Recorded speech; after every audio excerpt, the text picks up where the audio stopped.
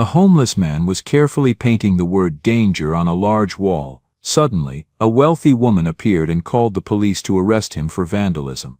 But only moments later, the wall came crashing down right in front of her, and the very man she had just reported to the police was the one who pulled her away and saved her life. Before we dive deeper into today's story, I know many of us are looking for simple, natural ways to stay active and strong. That's why I'd like to introduce you to Shilajit Essential Extract. If you'd like to check it out, just use the link in the description, or scan the QR code right here on your screen. Saturday morning in the Colorado foothills began with noise. Truck doors slammed, shutters rattled open, and the smell of frying dough drifted through the market lot. Coffee cups steamed in the hands of half-awake shoppers. Vendors barked out prices over one another, their voices bouncing off the retaining wall at the back. 3 meters of damp concrete, streaked darker from the night's rain. A narrow pipe dripped steadily near the top, every drop swallowed by the bustle below. Zeke Harris stood at the curb, watching from the edges like he always did. 62, his shoulders sloped as if the years had pressed them down. The beard along his jaw was uneven, his coat carefully brushed though frayed at the cuffs. A plastic bag hung from his belt loop, already rattling with cans he'd collected since dawn. He moved slowly, scanning the pavement. Each time he bent to pick up a can, he did it with care, as though trying not to offend the ground itself. "Not here," a woman at the peach stand snapped when she caught him near her stall. She didn't even pause her stacking. "Customers don't like it." "I'm just cleaning up," Zeke said, voice calm, steady. "Then do it somewhere else." Her bracelets clinked as she turned away. His chest tightened, but he forced a long breath through his nose.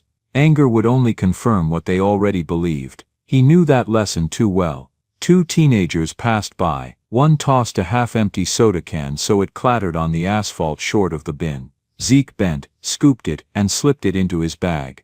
"Good man," the boy grinned. His friend raised a phone. "Smile for TikTok, Grandpa." Zeke kept walking. "Have a good morning," he muttered. The boys laughed, their voices trailing off behind him. The crowd thickened as the morning warmed. Vendors sold peaches, coffee, muffins, jewelry. Families drifted between stalls. Zeke walked to the far side, where the lot met the retaining wall. Here it smelled of moss and runoff, a corner most people ignored. That suited him. He crouched, plucked a bent beer can from the weeds, and slipped it into his bag. Something clicked above him. A pebble bounced near his shoe. He looked up. Another pebble skittered down the concrete face. Then he saw it, a faint diagonal crack, water seeping through in a thin brown thread. He touched the wall with his palm. A low vibration pulsed beneath the surface, steady and wrong. His breath shortened. He had drawn diagrams years ago for a contractor, and the man's words came back: water pressure, soil shift, collapse. The memory gripped him harder than the cold air. He hurried back to the stalls. "Ma'am," he said to the peach seller, "please move your table forward. The wall's leaking, it could be dangerous." She frowned. "It's just rain. Don't bother me. It's not draining right," Zeke said. "It's pressure building up." "Then call the town," she snapped, and turned away. Zeke spotted Crowley, the maintenance supervisor, in a neon vest, clipboard in hand. Relief flickered. Finally someone who could help. He rushed over. "Sir, there's a crack in the wall. Water's seeping out. Stones are falling. Please take a look." Crowley glanced up, unimpressed. "Got a photo?" "No, but then it's not a report. Submit it properly. We don't shut sections of the market on rumors.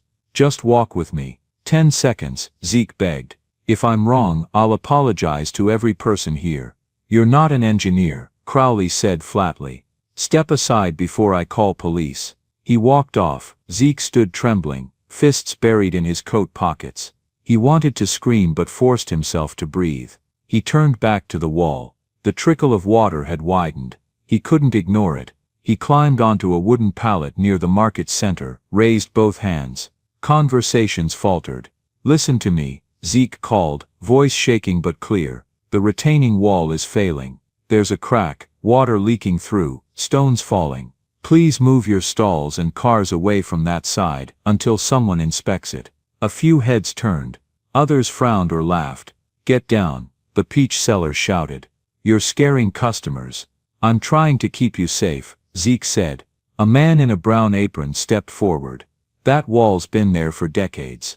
Never moved an inch. Stop spreading fear. Things change, Zeke said louder. Water changes things. From the coffee cart, the boy in the jacket cupped his hands. Say it louder, crazy man. My followers can't hear you. Phones lifted. Laughter rippled. Zeke's throat tightened. He scanned faces, desperate for a flicker of belief. He saw a woman near the flower stall tug her cart back a step, uncertain. That tiny gesture kept him going. I know what I look like to you, he said, voice raw, an old man with a bag of cans. But I've seen this before. Please, I'm begging you, move away from that wall. Crowley appeared with 2 orange cones, set them by Zeke's pallet. Sir, you're disrupting business. Down now. Not until someone checks, Zeke snapped, desperation spilling out. Crowley's voice sharpened. Police next time, I ask. Zeke stayed, his chest heaved. The crowd muttered, bored and amused. Anger and fear pressed hard inside him. 2 truths tearing at each other. He had nothing left but the words. The wall is going to fall, he shouted, voice cracking. Not next month. Not next week. Now, please listen. For one long moment, silence spread. A baby cried somewhere in the back. Then laughter broke it. Someone clapped mockingly. Vendors went back to selling. Phones kept filming. Zeke stepped off the pallet slowly, shoulders heavy. People's backs turned to him, leaving him alone with his warning echoing in the cold morning air, a madman in their eyes, invisible once more. The rain had stopped before dawn, leaving puddles that reflected the mountains beyond the market. The lot smelled of wet asphalt and coffee. Vendors set up like nothing had happened yesterday. Shoppers came with umbrellas under their arms. The retaining wall loomed at the back, damp streaks darker than before, but no one looked at it. Zeke Harris stood across the street, clutching the same bag tied to his belt. He had slept under the awning of a closed hardware store, sleep broken by the cold. His throat was raw from shouting the day before. People had laughed, filmed him, dismissed him. He replayed it all as he watched the market wake again. He knew words were useless now. Nobody would listen. But he couldn't walk away either. The image of water seeping from the crack had burned into his mind. He rubbed the small can of spray paint in his pocket, an old can he had dug from a bin weeks ago. His stomach twisted. He told himself he wasn't a vandal. He told himself this was the only way left. He crossed the street, steps slow, shoulders tight. The wall was wet where the crack had widened. He shook the can, the rattle loud in his ears, and pressed down. Red paint hissed against the gray surface. He drew a jagged line like the crack itself, then painted a blocky image of the wall breaking apart, rocks tumbling down. Across it he sprayed in thick red letters, "Danger." The sound drew attention immediately. A man carrying a bag of bagels stopped. "Hey, what the hell are you doing?" Zeke stepped back, breathing hard, paint on his fingers. "Warning you. The wall isn't safe, you're making a mess," the man snapped. "That's not warning. That's trash." 2 women near the flower stand shook their heads. One muttered, "Always ruining something." Zeke's chest pounded. He wanted to explain, but he could see in their eyes it didn't matter. He turned toward the growing group of onlookers. "Please, this isn't a prank. I'm trying to keep you alive." "Alive?" One man laughed. "It's a wall, not a bomb." Before Zeke could answer, a sharp voice cut through the chatter. "Enough." Margaret Whitmore strode toward him, heels striking the pavement. She was 30, polished in a fitted blazer and dark slacks. Her hair was tied neatly back, her makeup precise. People made room as she approached, not just because of her tone but because everyone knew her, the young owner of Whitmore Interiors, the rising star in town business. She stopped in front of Zeke, arms crossed. Her eyes narrowed at the red paint dripping down the wall. "You think this helps?" "It's the truth," Zeke said. His voice wavered, but he stood his ground. "The crack is growing. I saw it yesterday. Nobody listened, this was the only way." Margaret's lips curled in disgust. "You've vandalized public property. You've made the market look like some abandoned alley. Do you realize people bring their children here? I realize people stand too close to something that could kill them." Zeke shot back. His heart hammered, anger breaking through his calm. Margaret stepped closer. "You don't get to decide how this town looks. You don't get to spread your madness on our walls. I don't want your money," Zeke said. "I don't want your pity, I want someone to take this seriously." People gathered whispering. Some filmed with their phones, waiting for a scene. A vendor muttered, "He never stops," and shook his head. Margaret turned to the crowd. "This man is nothing but a nuisance. Yesterday he shouted like a lunatic. Today he paints lies. He wants attention, not safety." Zeke clenched his fists, then opened them again. His voice cracked. "I saved drawings once. I saved deadlines, reputations. I'm not crazy, I'm telling you the truth." "Then why does it look like vandalism?" Margaret asked coldly. "Because that's what it is." She pulled her phone from her pocket. "I'm calling the police." Zeke reached out a step, then froze. His mind fought itself. Grab the phone, shout louder, or stay still. He stayed still, chest rising fast. "You can't keep ignoring this," he said, voice low but firm. "Please, at least look at the wall. Feel it." Margaret tilted her head, unimpressed. The only thing I feel is embarrassment for this town. And I won't let you drag it down with your nonsense." She lifted the phone to her ear. "Yes, I'd like to report vandalism at the market. Yes, he's still here." The crowd shifted, waiting. Zeke stared at the red paint dripping down the concrete, the letters glaring back at him. His throat burned with words he couldn't form. When the call ended, Margaret lowered the phone and gave him a tight smile. "You'll answer for this, the police will handle you. Maybe then you'll stop screaming at shadows." "I'm screaming at cracks in the wall," Zeke said, almost whispering. His voice was raw, defeated. Margaret turned to the crowd. "Don't indulge him. He thrives on your attention." Then she looked back at Zeke. "This ends today." Sirens wailed faintly in the distance, growing louder. People murmured, some amused, some uneasy. A few looked again at the dripping wall, then quickly looked away. Zeke stood frozen, heart pounding, torn between rage and despair. He had tried every way he knew, words please, now paint, and still no one believed. The sirens drew closer, echoing against the mountains. The sirens reached the market before the police car did. Shoppers slowed, some craned their necks, others pulled out their phones to film. The sound made the morning feel sharper, unsettled. Zeke stood where Margaret had left him. A streak of red paint still on his fingers, his heart thudded hard in his chest. He wanted to run, but his feet would not move. He told himself to breathe, to keep calm. He had been through arrests before, for sleeping where he shouldn't, for trespassing, but this time felt different. This time he wasn't just in trouble, he was right. The patrol car rolled into the lot, lights flashing against the wet asphalt. Two officers stepped out, one older, one younger. The younger one scanned the crowd quickly, hand resting near his belt. The older officer took his time, eyes moving from the red graffiti on the wall to Zeke standing nearby. Margaret pointed. "That's him. He vandalized the wall and caused a scene yesterday. He won't stop." The older officer, badge reading Carter, walked toward Zeke. "Sir, we're going to need to talk." Zeke raised his hand slightly. "I'll talk, but look at the wall first. Please, do you see the crack?" The younger officer glanced at the paint. "All I see is spray paint."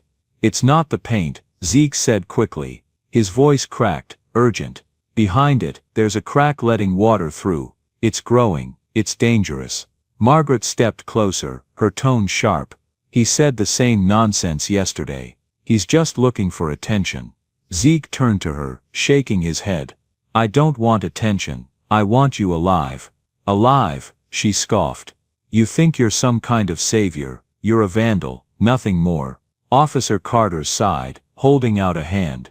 "Sir, come with us. We'll sort this out at the station." "I'll come," Zeke said, his voice trembling. "But please, I'm begging you, touch the wall before you take me. Feel it." The younger officer smirked. "This is ridiculous."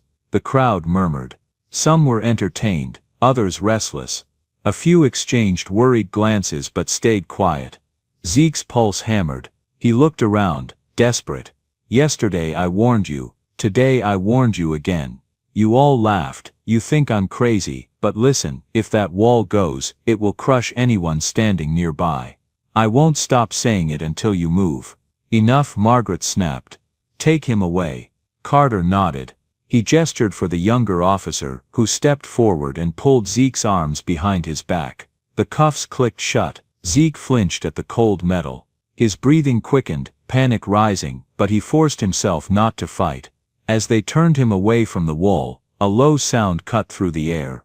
Crack. Not the faint click he had heard before. Louder, sharper, several heads turned toward the wall. Dust drifted from a seam above the graffiti. Small stones tumbled down, bouncing against the pavement. "Did you hear that?" someone muttered. Zeke twisted in the officer's grip. "That's it. That's the sound I told you about. It's starting." The younger officer frowned, but kept his hold. "Stay calm. Look," Zeke shouted, straining against the cuffs. His voice cracked raw. "Look at it." The crowd's laughter died. Phones lifted higher. Margaret herself turned, her lips pressed tight. Another sound followed, a grinding deep and guttural. The crack widened, dirty water pouring out like a burst vein. Dust filled the air. "Oh my God," a woman whispered. Margaret stood only a few steps from the base, glaring at the wall, still unwilling to step back. "It's just surface." Her words cut off when the wall shuddered, the entire face trembling. Chunks of concrete rattled loose, crashing down near her feet. She stumbled backward, heels slipping on the wet pavement. The younger officer cursed and let go of Zeke. The older one shouted, "Everyone back. Move back now." The market erupted in chaos. Vendors abandoned stalls, fruit rolling across the asphalt. Families pulled children by the arms. People screamed, phones still filming even as they ran. Margaret froze in place, staring up at the wall as the crack split wider, zigzagging like lightning. Dust coated her hair. She coughed, eyes wide with panic. Zeke lunged forward, ignoring the cuffs cutting his wrists. "Move," he shouted at her. His voice broke with desperation. "Get away." She staggered, but her ankle twisted on the uneven pavement. She fell hard, palms scraping against the ground. The wall groaned above her, an unbearable sound like a mountain shifting. Without thinking, Zeke tore himself free from the officer's reach and sprinted. His legs felt heavy, his chest burning, but his body moved on instinct. He grabbed Margaret under her arm, pulling with all his strength. "Get up," he yelled. "Now, I can't." She gasped, coughing in the dust. "You can," he barked, hauling her to her feet. His knees screamed with pain, but he pushed through. The ground trembled beneath them as the wall gave way with a deafening roar.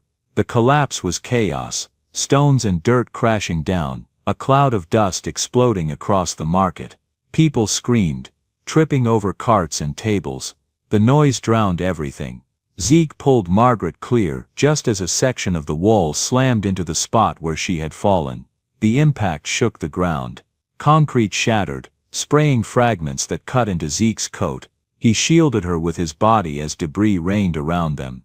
When the roar finally faded, a gray haze hung over the lot. Silence followed, broken only by coughing and the distant wail of sirens. Zeke knelt, chest heaving, holding Margaret by the shoulders. She was trembling, face pale, eyes locked on the pile of rubble only feet away. "You're safe," he rasped. His throat burned, lungs raw from dust. Margaret looked at him, stunned, voice barely audible. You pulled me out." The crowd stood frozen. Phones were still raised but no one laughed now. People stared at Zeke, the man they had mocked, cuffed, ignored, now crouched over Margaret, dust in his beard, his coat torn. Officer Carter approached slowly, shock in his eyes. "Jesus Christ." Zeke let go of Margaret and sank back onto the pavement, wrists still bound, body shaking from adrenaline. He could barely catch his breath. His heart still raced, not from running but from the weight of everything. Days of warnings, laughter, rejection, and now this. Margaret remained on the ground, unable to look away from the rubble. Her chest rose and fell quickly, her hands trembling as she pressed them to her scraped knees. No one spoke. The only sound was the steady drip of water from the broken pipe above, echoing in the silence of a crowd that finally understood. The dust settled slowly. Paramedics checked bruises, vendors gathered fallen crates, people spoke in low voices, a mix of shock and relief. The collapsed section of the retaining wall sat like a broken shelf at the back of the lot. Phones were everywhere, recording everything. Zeke sat on the curb with his wrists still cuffed, his coat was torn, his throat hurt from dust and shouting. Margaret Whitmore sat a few feet away on a folding chair someone had brought. A blanket lay over her shoulders. She stared at the rubble without blinking. Officer Carter crouched in front of Zeke and examined the cuffs. "You hurt anywhere?"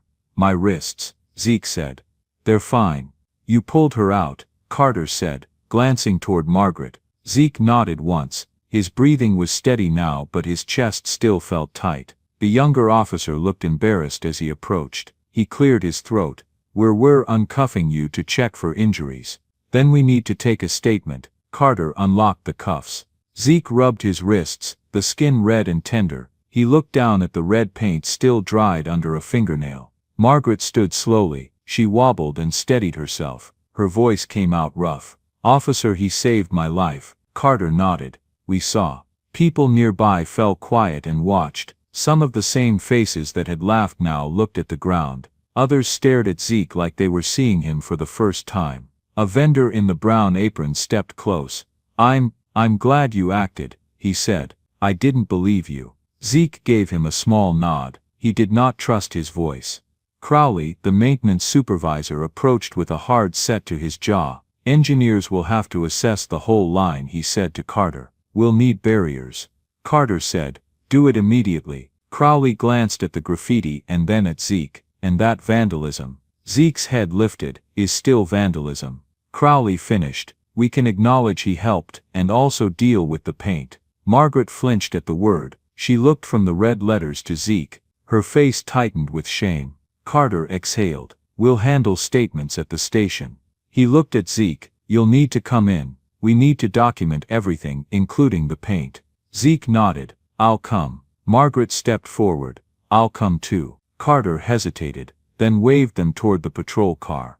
The ride was short and silent. Zeke stared out the window at the small town he knew better than it knew him. Margaret sat with her hands on her knees, knuckles white. Twice she looked at him and almost spoke, then stopped.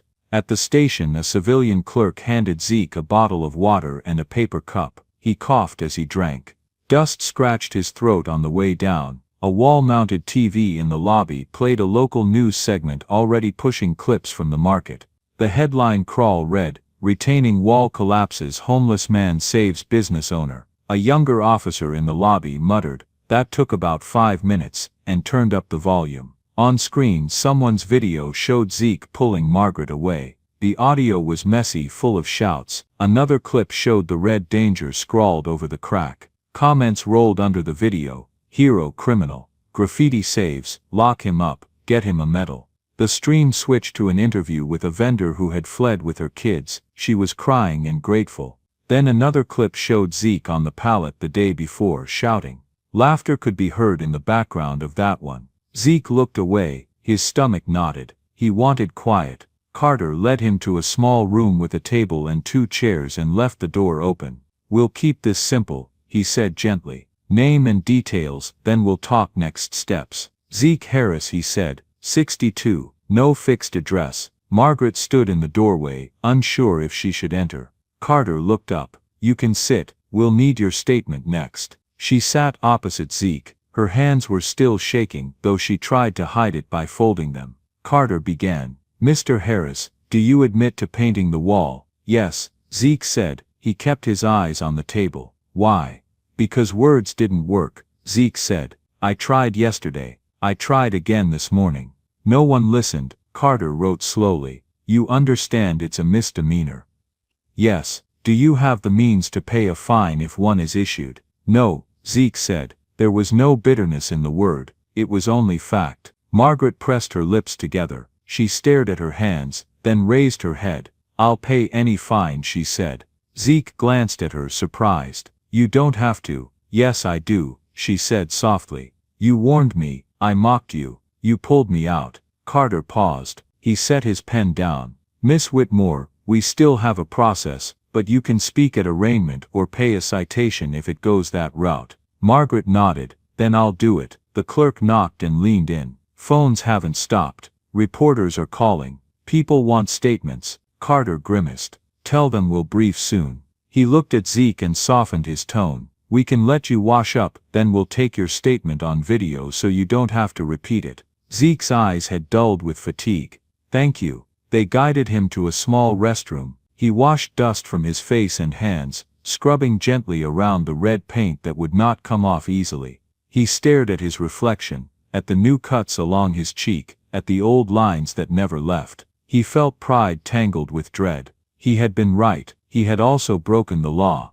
Both things sat in him at once. When he returned, Margaret was waiting outside the door. She looked uneasy. "Can we talk?" she asked. He nodded. They moved to a bench in the hallway, out of the line of the TV cameras set up for the briefing. "I was cruel," she said, voice low. "I saw what I wanted to see. I wanted the market to look perfect. I wanted control. I decided you were a problem because that was easier than listening." Zeke kept his eyes on the floor. People see what they're used to seeing. She swallowed and forced herself to meet his eyes. "You saved me," she said. "You could have run. You didn't. I couldn't watch you die," he said. "I wouldn't have slept again." She let out a tight breath. "I can't fix yesterday, but I can fix what happens next. I'm going to pay your fine, publicly. I'm also going to say I was wrong. Not by email, out there." Zeke blinked. "You don't owe me that. I owe the truth," she said, "and I owe you a chance." She hesitated, choosing the words carefully.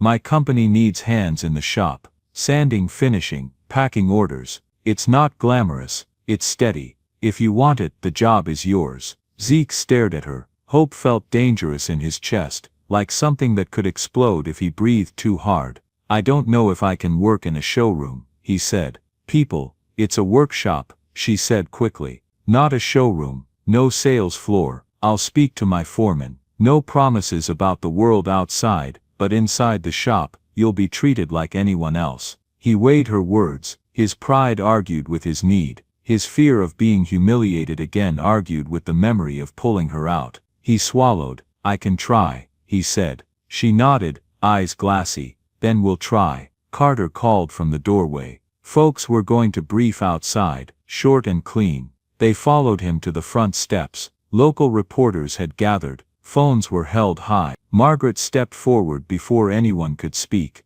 Her voice was steady. "Yesterday and today I dismissed a man who warned me about a danger I could not see," she said.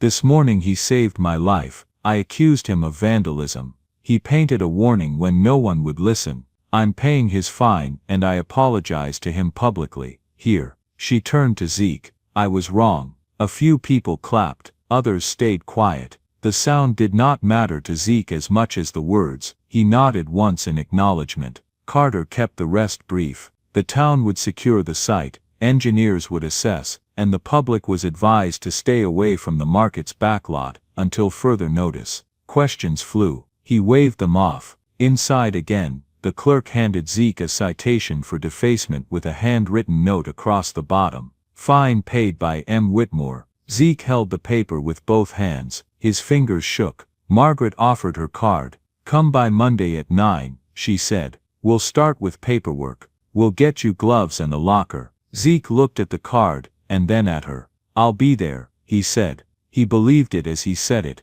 and the belief steadied him. As he stepped out into the late afternoon light, the town felt different. The street looked the same, but people made room as he passed. Some nodded. A few stopped him to say, "Thank you." He answered each one with a quiet, "You're welcome," careful not to let pride climb too high.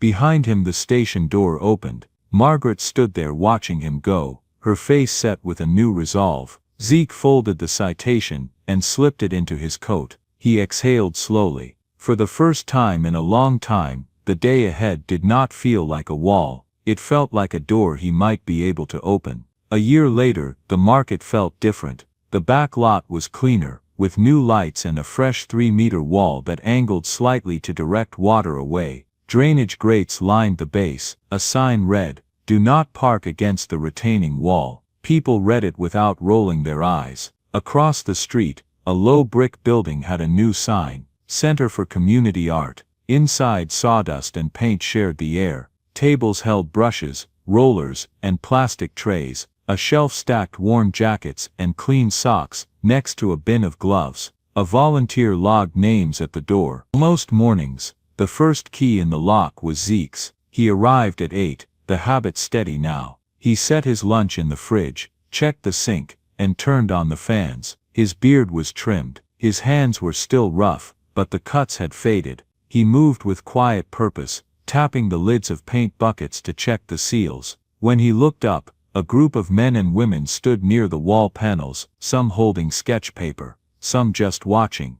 "Good morning," Zeke said. "We'll start with priming. Then we lay the lines." A teen with a shaved head lifted a hand. "Do we really get to paint the main wall today?" "Yes," Zeke said. "We do it together, no tags over someone else. We step back and look before we add." "Even me?" the teen asked, half testing. "Even you," Zeke said. "You're part of this." The door swung open, and Margaret stepped in, cheeks pink from the cold. She wore a blue work shirt and jeans. She carried a box of roller sleeves. "Back ordered no more," she said, lifting the box. "We're set." Zeke smiled. "You saved the day again." She shook her head. "You saved it when you chose this. I'm just catching up." She took a breath like she was checking her timing. Town council signed off on the dedication. "We're clear for the unveiling at 2. Crowley is bringing the last barrier cones and the ribbon." "Crowley?" Zeke asked. "He agreed to come.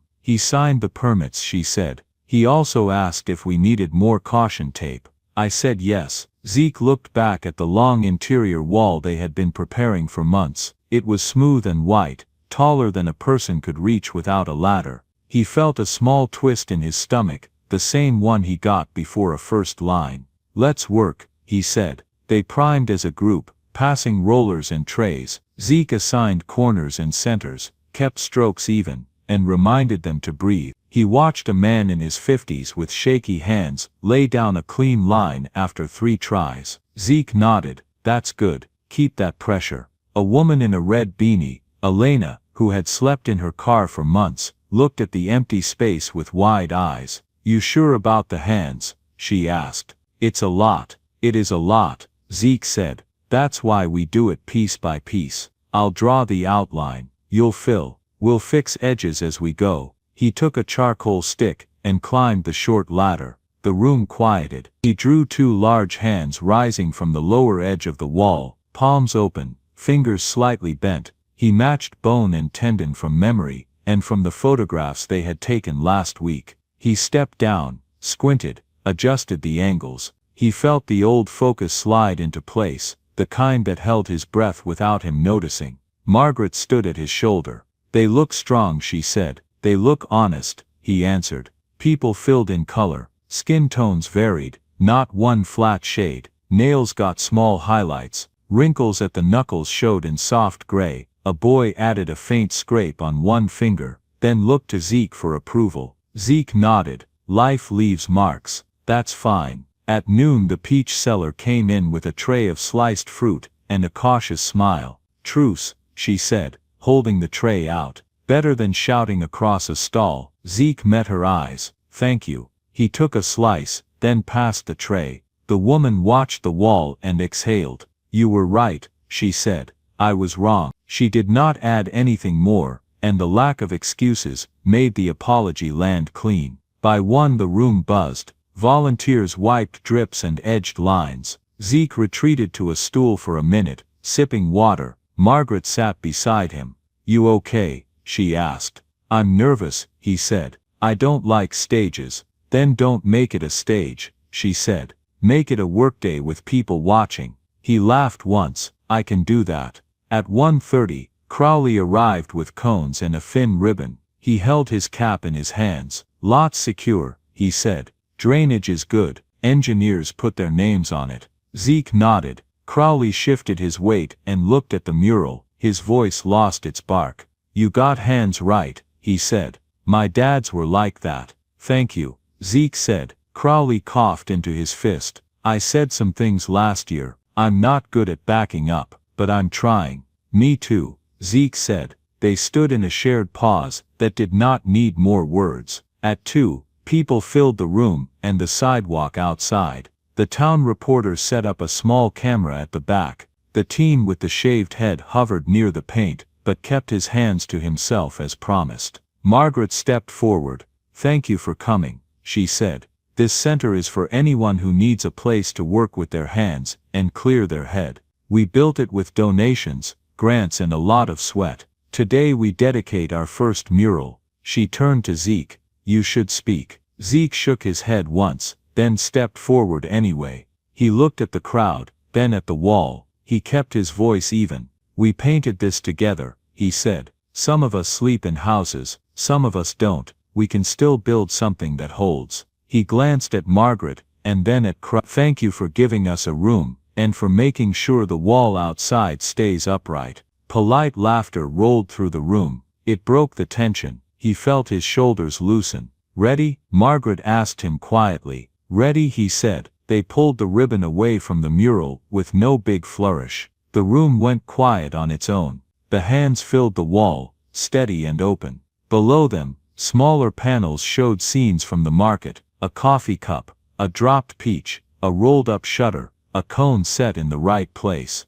People leaned in to find the details they had helped paint. The teen with the shaved head pointed to a fine edge he had done, and grinned at no one in particular. An older man near the door cleared his throat. "That's good work," he said, voice thick. Others nodded. A few clapped. It wasn't loud, it was enough. A woman approached Zeke with a little girl. "She wants to thank you," the woman said. The girl looked at the floor, then up at Zeke. "For the socks," she said, from the shelf. "You're welcome," Zeke said. "Take 2 pairs next time. They wear out fast." He felt the knot in his chest loosen another notch. The day felt ordinary and important at the same time, which was something he had chased without knowing. Later, as the crowd thinned, Margaret stood beside him, both of them looking at the mural. "We should plan classes," she said.